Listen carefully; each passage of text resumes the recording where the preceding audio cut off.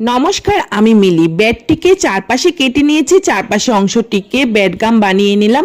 আর 2টা সিদ্ধ আলু ম্যাশ করে রেখে দিয়েছি। কড়াই অল্প করে তেল দিয়ে পেঁয়াজ কুচি, লঙ্কা কুচি দিয়ে হলুদ, নুন, লাল লঙ্কার গুঁড়ো, জিরের গুঁড়ো, চাট মশলা, মিট মশলা, অল্প করে গরম মশলা দিয়ে ফ্রাই করে আমি ব্যাটগামটাকে দিয়ে আর আলু সেদ্ধ করে আলুটাকে দিয়ে ফ্রাই করে থালাতে নামিয়ে রেখে দিয়েছি। ঠান্ডা হয়ে যাওয়ার পর তারপর এই অংশটার থেকে একটু লেচি কেটে আমি একটা চিজ আলুটার ভিতরে ঢুকিয়ে একটা লেচি রেডি করে নিয়েছি।